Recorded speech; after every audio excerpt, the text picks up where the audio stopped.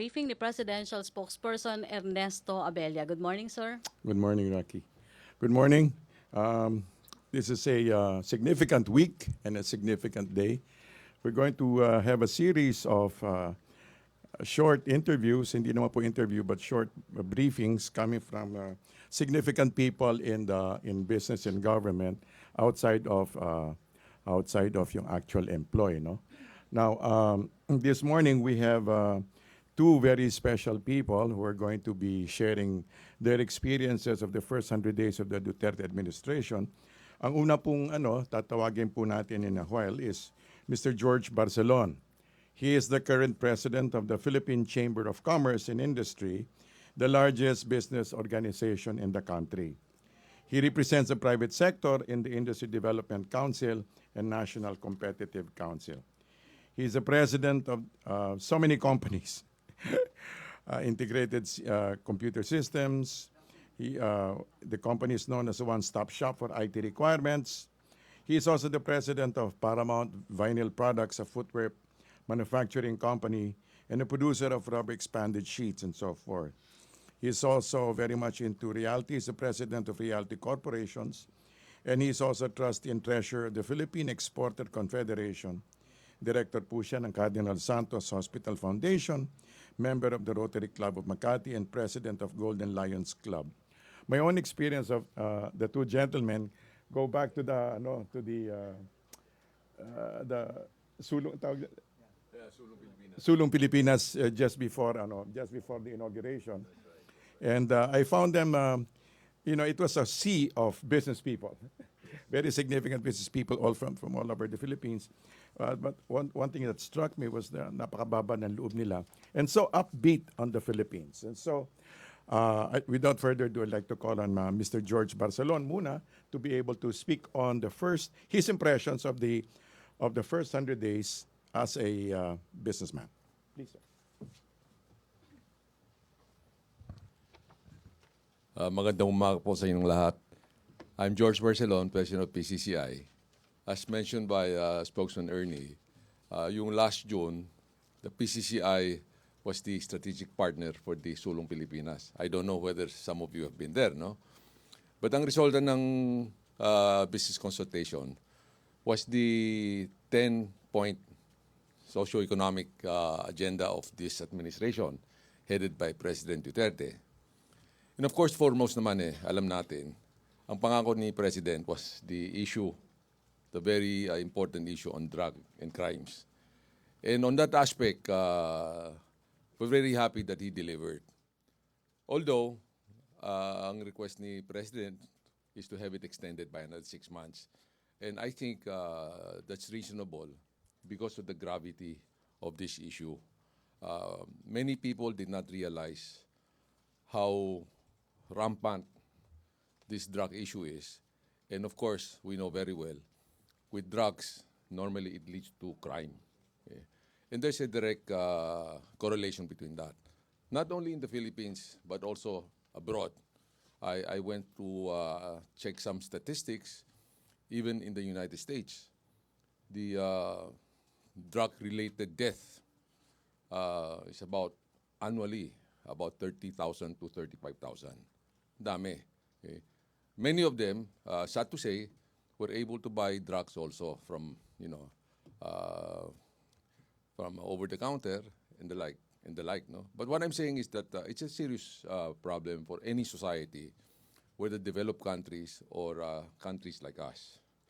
So having said that, we know that the 10-point agenda of the president is still being pursued by the economic team, of course, headed by Secretary of Finance, Mr. Sonny Dominguez, Secretary of Trade and Industry, Secretary Mon Lopez, Secretary of DBM, Secretary Ben Jokno, of course, also the last but not the least, NEDA Chair, Secretary Ernie Pernia.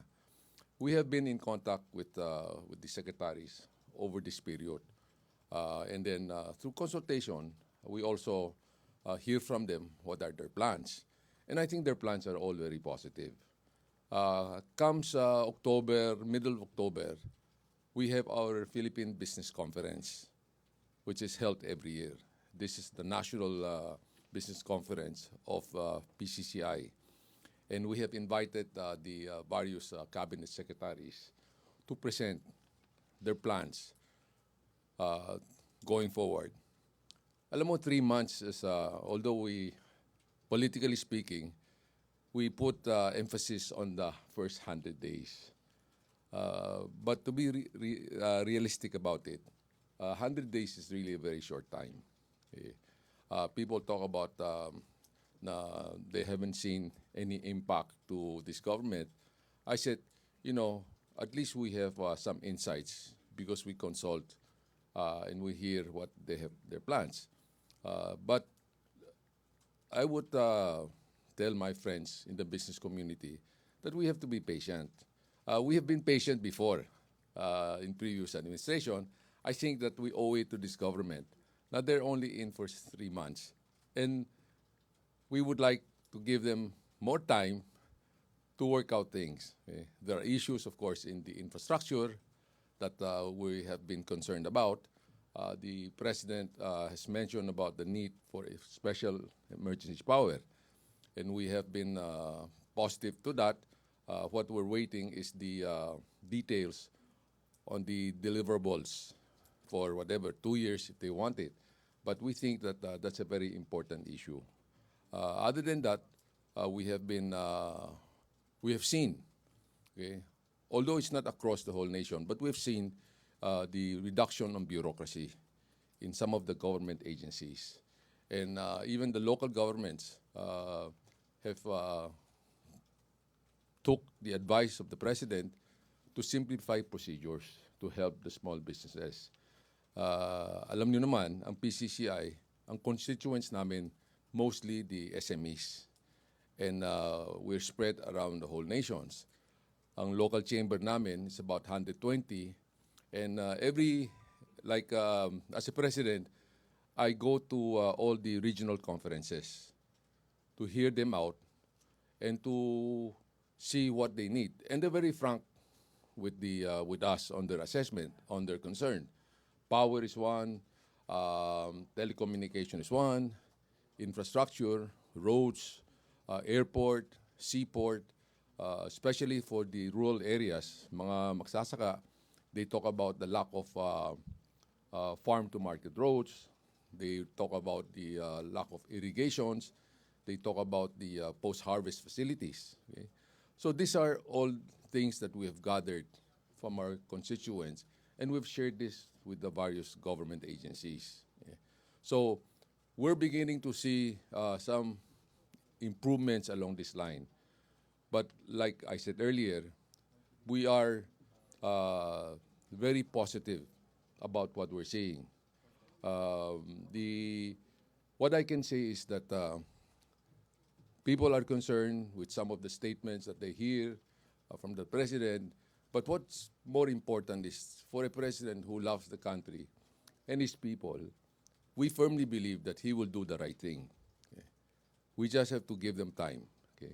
The various government agencies helping our country to move forward and for more changes is something that we as private citizens must also involve ourselves to make it happen. I think it's a partnership, not just relying on too much on the government, but we as private citizens, as businessmen, we have to do our part also. With that, maraming salamat po. Thank you. Okay, questions from Malacañang Press Corps? Do you have any question for Mr. Barcelon? Raymond Tinasa?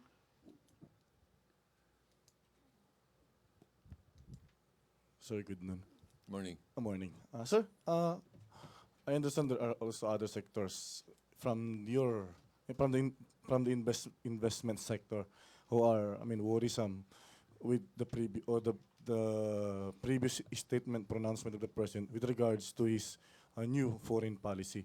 So how do you, from your end, how do you consider, is it a breath of comfort, a breath of favor for you, yung shaping more on leaning towards China?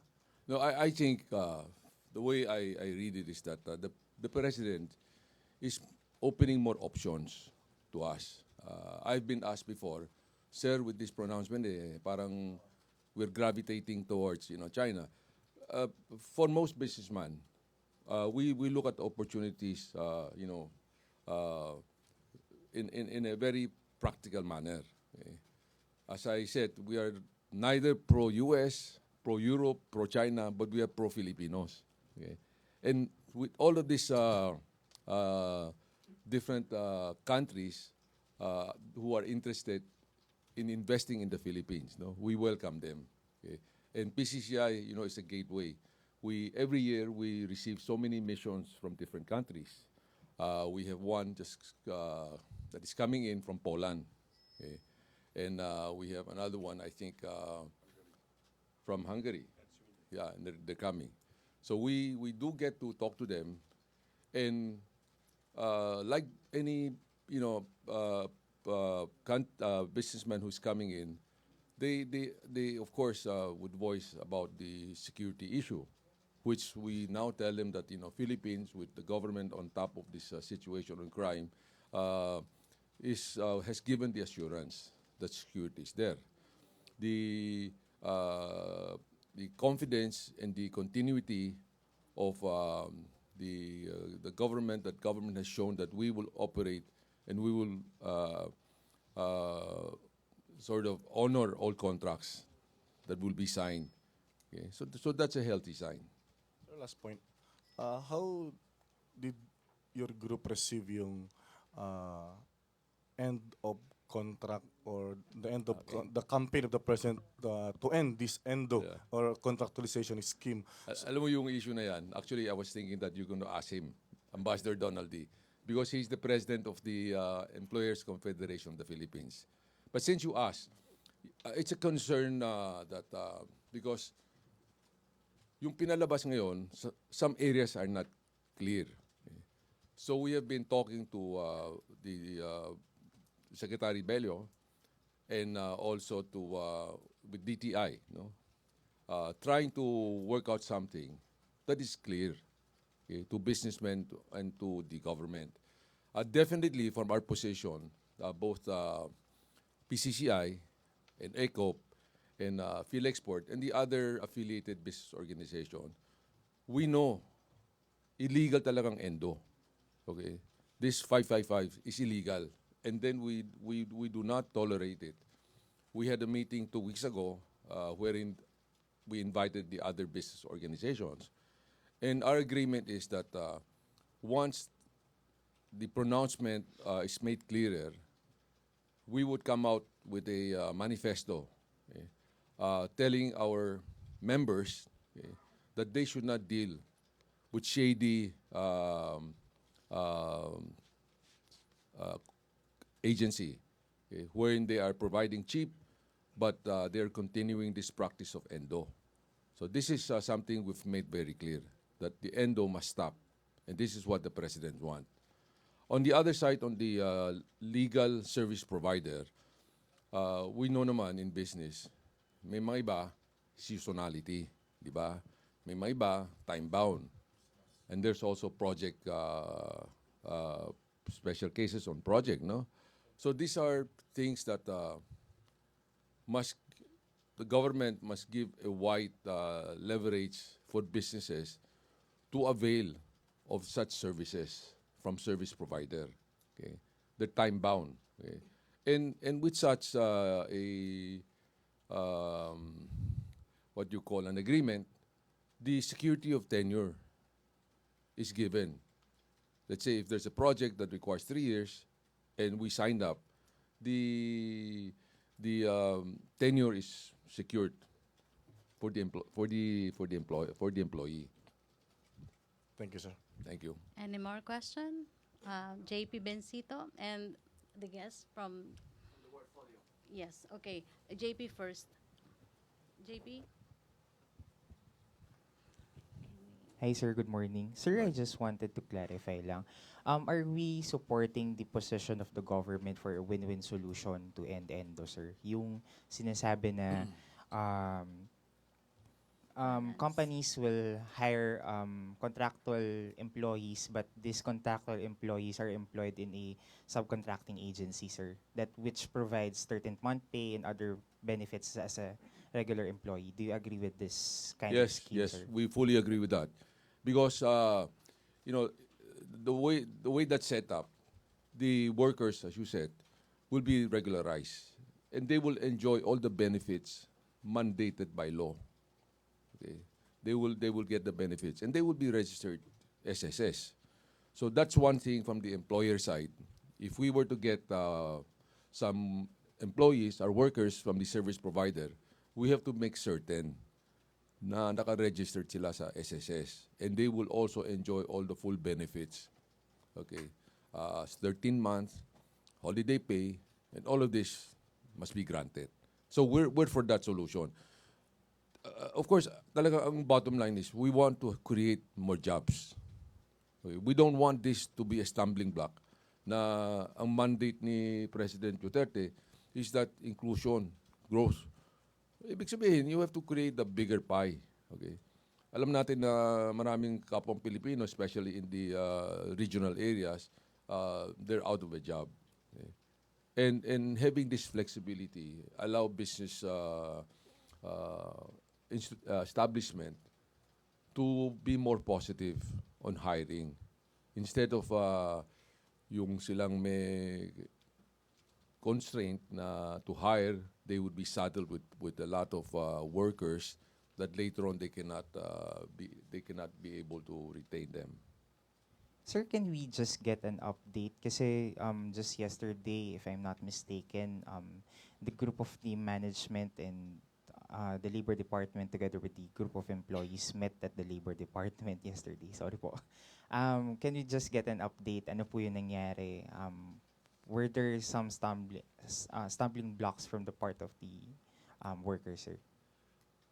The last that I heard, nabasa ko rin sa newspaper, is that the Department of Labor is consulting with the labor sector. And I think the labor sector still, what they are requesting is some clarification. That's as far as I know. I hope that they will see that this arrangement is neither pro-management, okay, but should be more pro-laborers. Those people who are left hanging before, wherein they are workers under an agency, but they're not registered with SSS. Okay. So with this setup, I think it's really more benefit for the workers. Thank you, sir. We're getting our last question from our guest. Please state your name, please. My name is Leandro Cabanillas from the Wordfolio. Hello, sir. We're doing a survey for ASEAN at 50, which is next year. Yes. ASEAN at 50. Yes, The association is turning 50 next year. From a private sector perspective, how well do you see the articulation of the region, and what are some of the challenges that you oversee from the PCCI in terms of fully integrating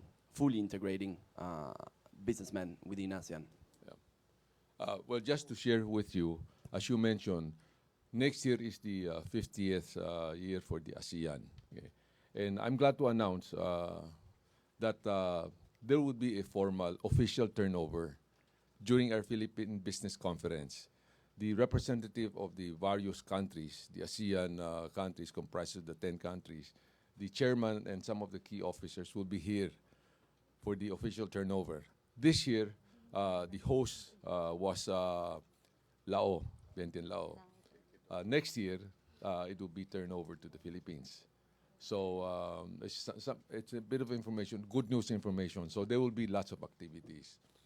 Now, you were saying earlier about how have we assimilated ourselves to the ASEAN. Okay. It's a work in progress, wherein we know the trade among the ASEAN countries is still not very high compared to the European community. Okay. There are reasons wherein that the trade and commerce has not increased as much as we'd like. Although as far as the tax barrier, they have been reduced with the compliance of a very, very small percentage that it's almost between the ASEAN countries. Importation is not a non-issue. But the other issue is connectivity, wherein Philippine has been one of the stronger supporter of the RORO, okay? And it's something that has that will be taken up during the ASEAN meetings.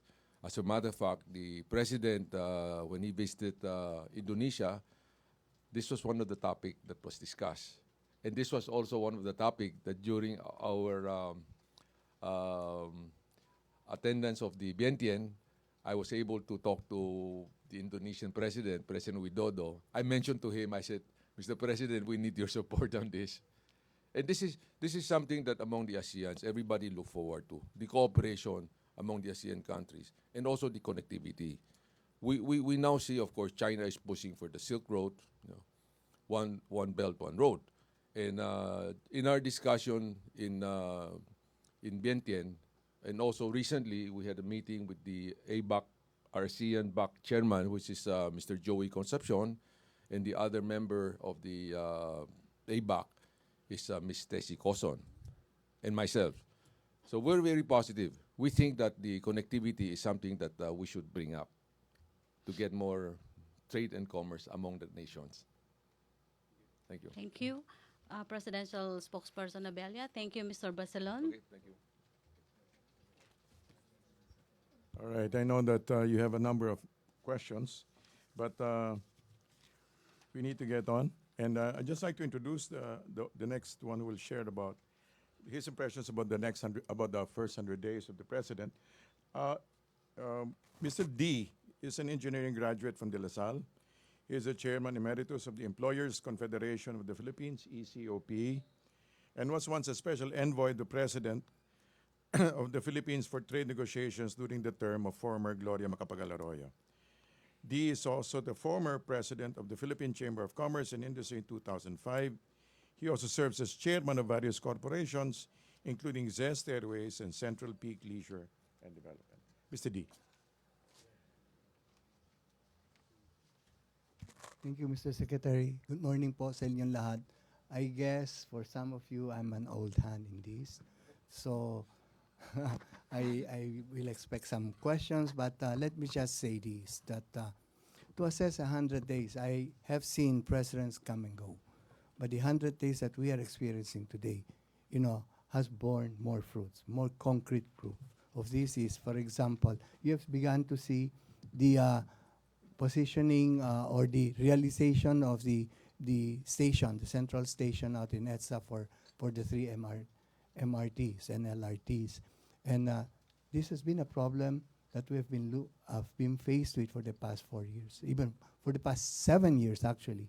I remember it was approved in GMA's administration. It was talked about for 6 years.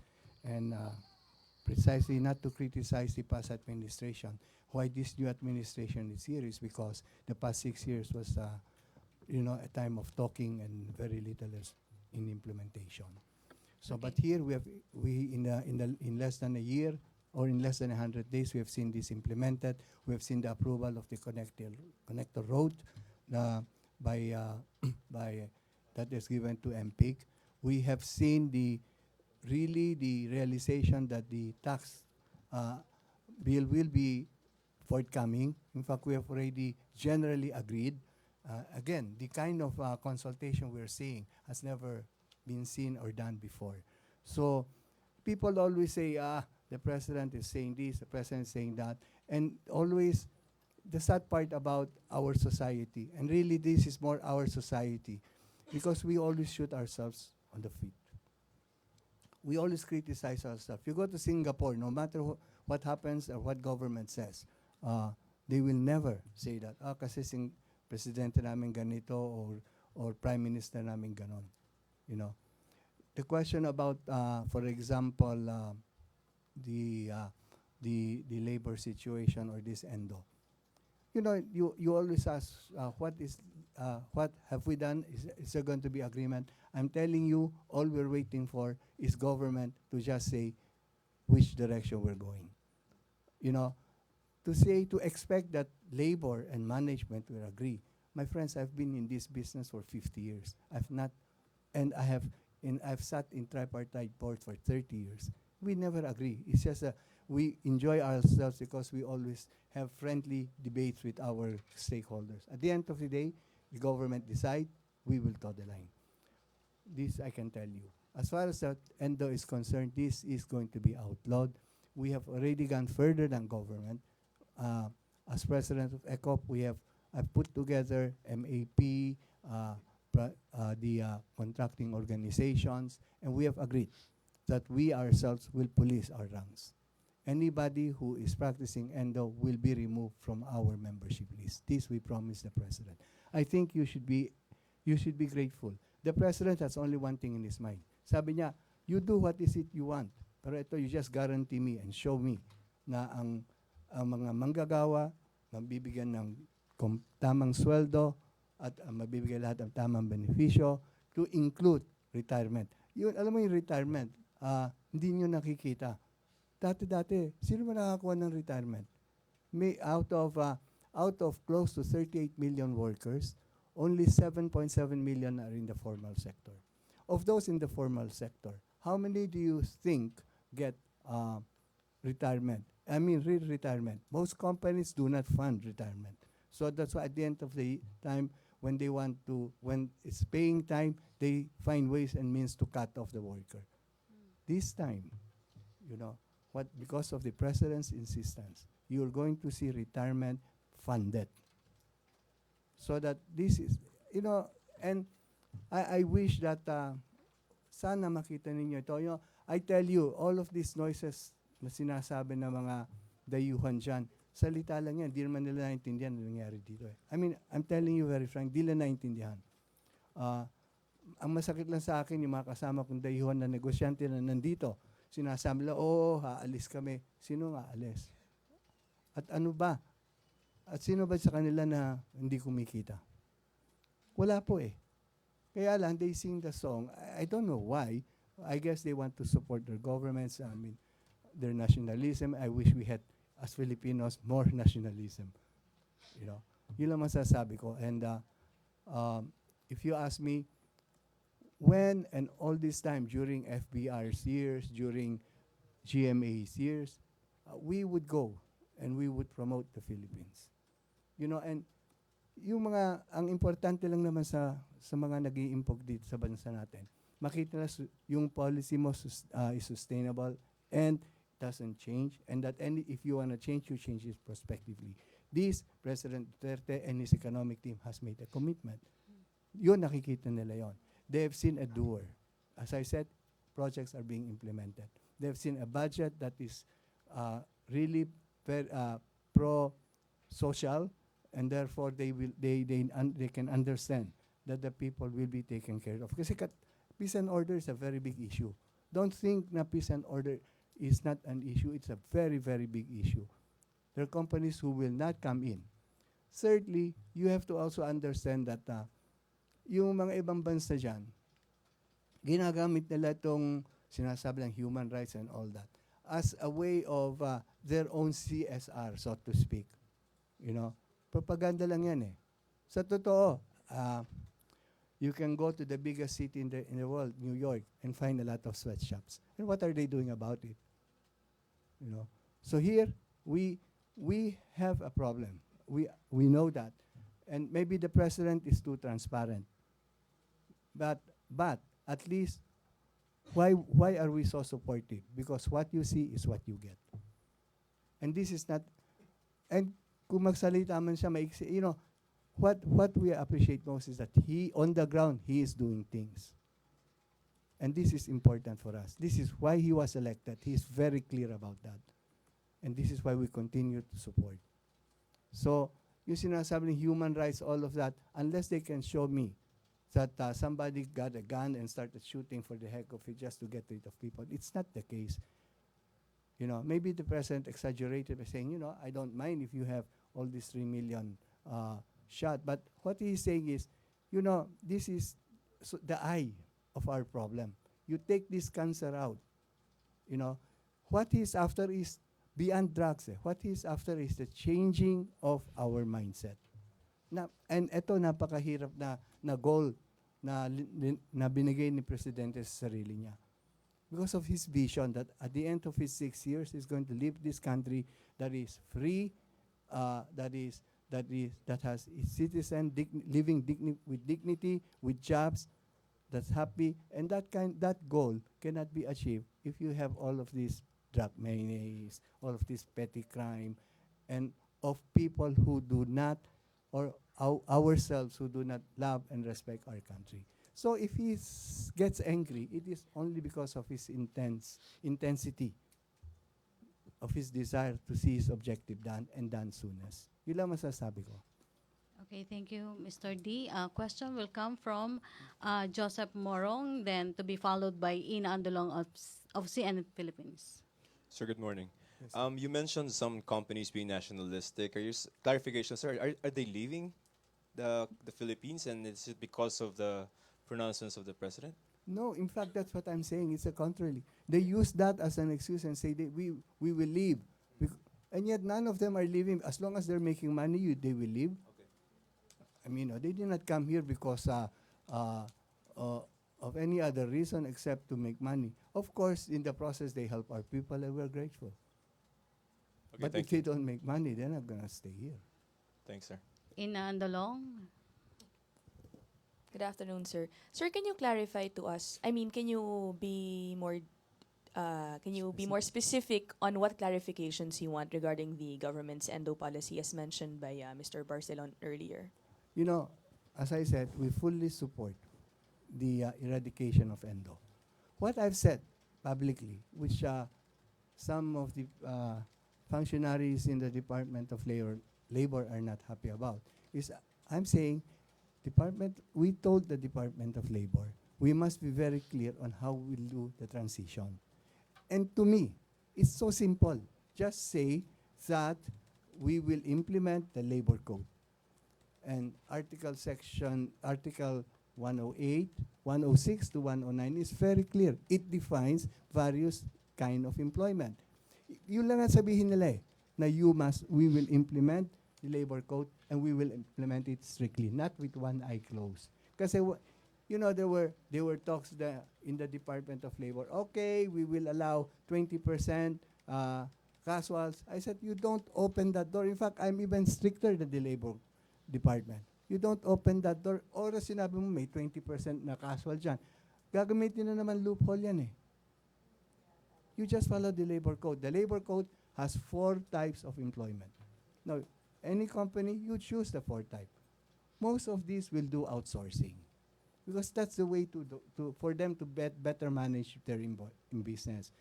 Most entrepreneurs are not management, human resource managers.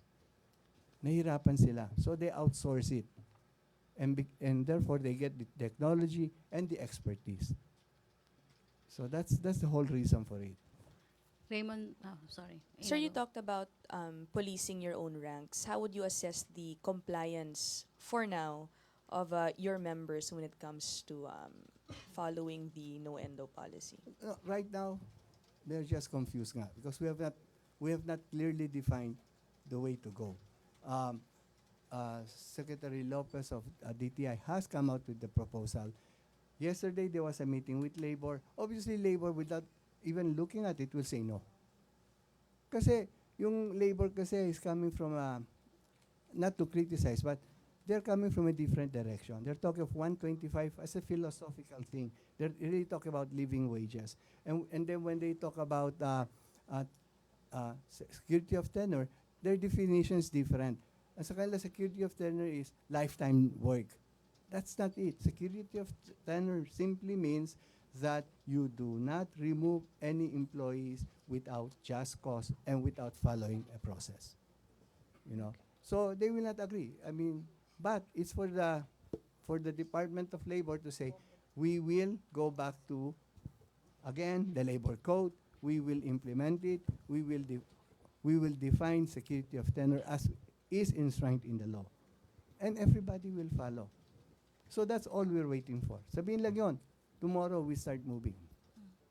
Thank you, sir. Raymond Tinasa from Bombo Radio. Sir, good afternoon. Sir, you've mentioned not necessarily to, of course, to criticize the past administration, but you mentioned of the contracts being reviewed to and fro and cancelled, even the big tickets projects were not implemented. So do you not see the repetition of this kind of problem with this Duterte administration? Well, the best proof that it's not following that is the agreement that was signed just yesterday by MPIC and all the other, and San Miguel and Ayala on the common station. No, that thing was on the table from the last 2 years of GMA to the whole 6 years of the past administration. Nothing happened except a lot of talk. Sir, now that some left-leaning leaders are not part of the Duterte administration, do you see a friendlier environment, especially from their ranks who are used to pickets, rallies, which ultimately greatly affecting the business operations? Very good. You touch on a very sensitive issue. One of my biggest problems in trying to convince my membership to go along with me is the fact that there are people or appointees in the department, and I was very open to object to them because they are there not to implement and support the president's policy of job creation and providing dignified jobs and life for our people. They are there in order to implement their own philosophical stuff. Okay, and I said, people like that has no right to accept the appointment. They should do the president justice by resigning. I mean, and I refer to people who come out and announce, for example, and again, I'm very critical here of the individual who comes and says, we will do 125 pesos across the board increased. You know, and then he follows by saying, this is my personal opinion. Boss, personal opinion, you're a senior government official. You have lost your right to make public statements like that. And did you even bother to make a computation? 125 pesos for 7.7 million people or employees will amount to almost 1 billion pesos a day. And NEDA itself said, if you do that, you're going to see inflation go to beyond 6.5%. What happens, I asked the guy who made this statement, to the 32 million tricycle drivers and self-employed who will not get your 125? They're going to carry the burden of an increase in price. You know, sabi ko, hindi naman yan ang marching order niyo eh. Then he tells me, I'm going to go to Congress. So I said, fine, I'll see you in Congress. But there are people like that we should. Again, I say that, and I agree with George, maybe 100 days is not enough for them to gel, some guys. But some people will never gel, and I hope the president will get rid of them. So may you introduce to us whom you are referring to? No, I would not want to do that. The guy knows. From my statement, he knows what I'm saying. Thank you, sir. Thank you, Raymond. Alexis, wait. Yes. JP, wait. Raymond, after Raymond, Alexis Romero, and to be followed by JP Vencito. Ambassador, the president once mentioned that the Filipinos might need to sacrifice a bit in case the dynamics of the relationship between the Philippines and the U.S. change. He mentioned that a few days ago. What would you be willing to sacrifice in the event that the eventuality of the changing of the dynamics of the Philippines and U.S. relationship happens? And I'll be making statements here that are very... Anyway, George asked me, Donald, look at this. What can we say about this? You know, I looked at the investments and the grants given by the United States to the Philippines from 2004 to 2015.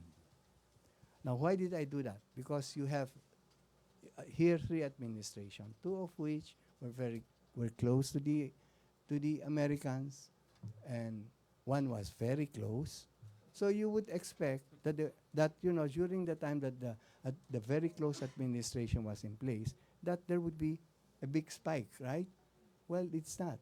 You look at our FDIs, it's flat. 7 billion, 7 billion dollars.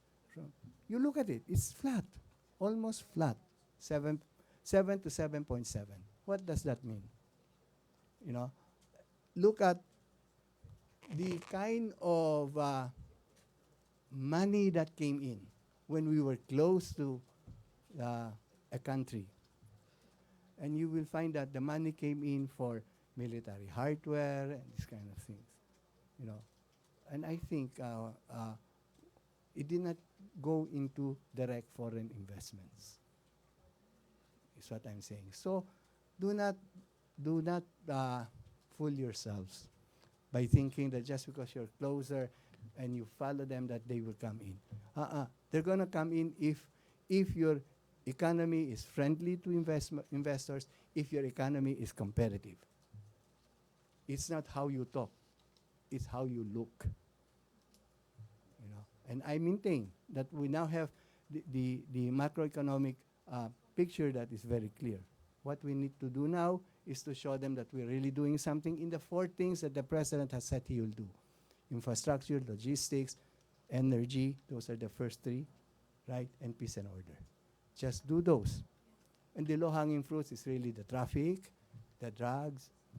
If we just do 2 or 3 of these, they will come.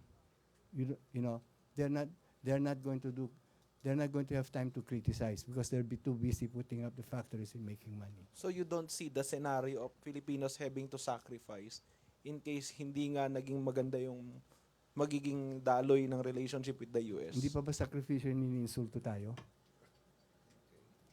Hindi ba? If you think that, baliwala lang tayo. Alam mo, with technology, the telephone is right on the table of the president and the other leaders who spoke out. Didn't they not even think that it's their duty to just pick up the phone and say, Mr. President of the Philippines, you know, we're getting this kind of reaction. Instead of going to the papers, the grandstand. Okay, thank you, Alexis. Thank you, Mr. D. Thank you, Mr. Barcelon. Presidential Spokesperson Ernesto Abella. Marami. First Alam ko nagmamadali kayo at meron kayo pupunta. Okay, first question will come from Joseph Morong.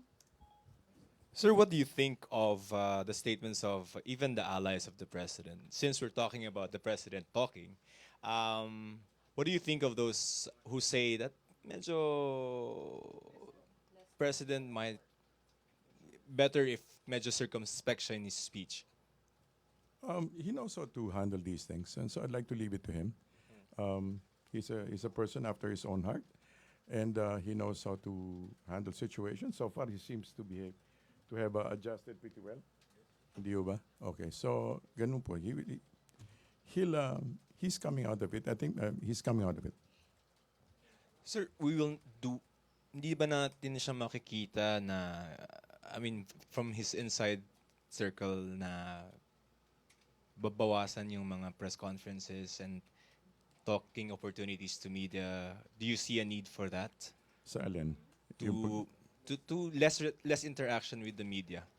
Or zero interaction at all? I don't know about lessening the interaction with the media, but I think, for example, this morning is a very fine example of how we can bring in other voices to be able to show a wider perspective regarding the president and the way he handles himself. So katulad ng mga impressions ng hindi naman sila sa gobyerno.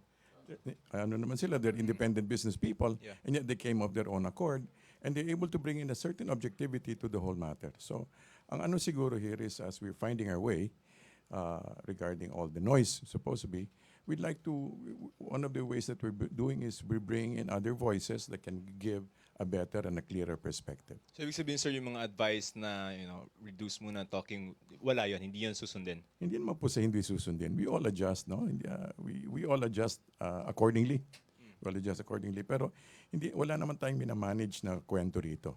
Sinasabi lang natin na here is a very unique president. He's a very unique person. He's charting a very according to the business people, he seems to be able to chart a course for the nation which the World Bank has described as very strong and quite impressive.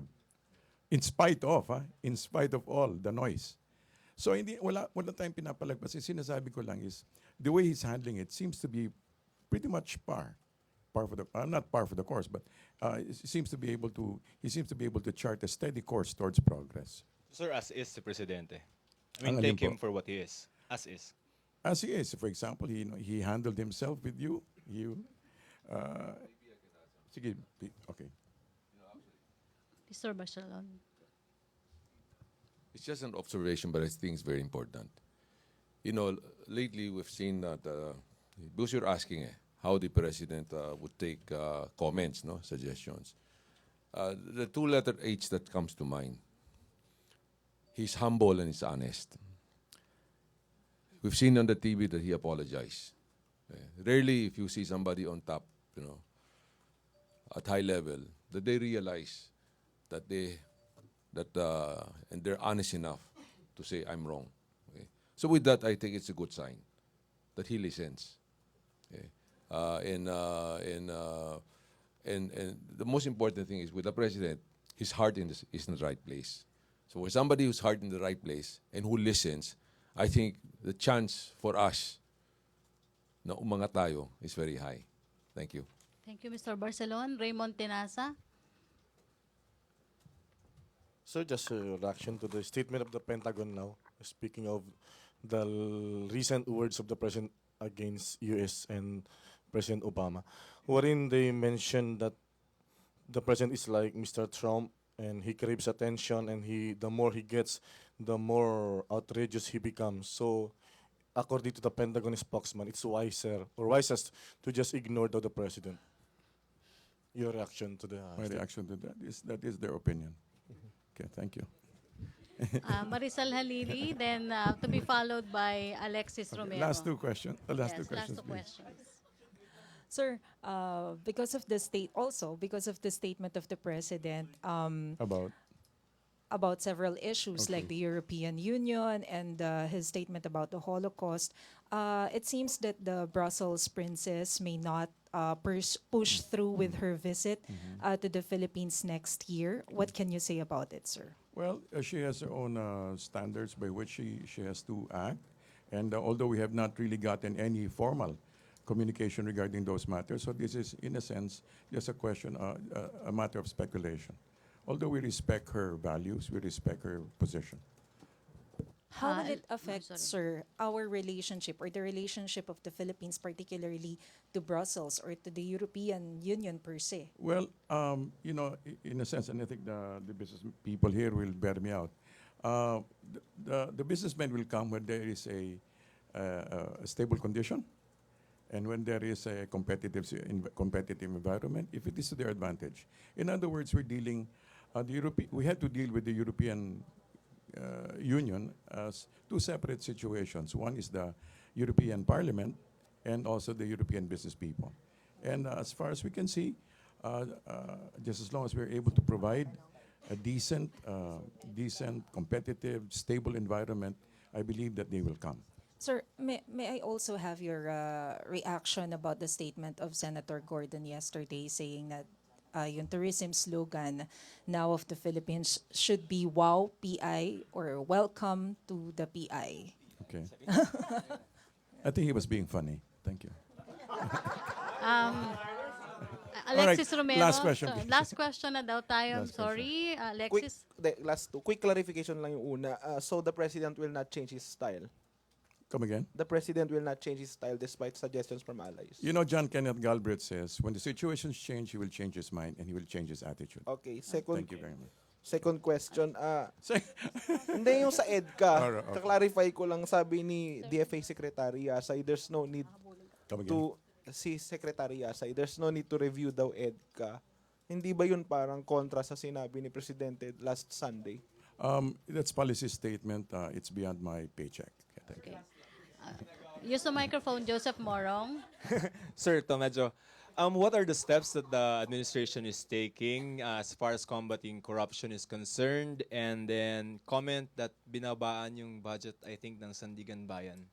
Two questions. Okay, I'm not sure about the lowering of the budget, but for example, yung the streamlining of the business processes is already one step towards avoiding corruption. Okay, the streamlining of the business processes, di ba, yung katulad ng one-stop shops, 3 days, getting licenses. Thank you very much. Okay, It's been a thank you, great Joseph day Moore. being with you guys. Thank you, Presidential Spokesperson Ernesto Abella. Thank you, Mr. Barcelon. Thank you, Mr. Donald D. Thank you, Malacañang Press Corps. Back to our main studio sa Radyo ng Bayan at PTV.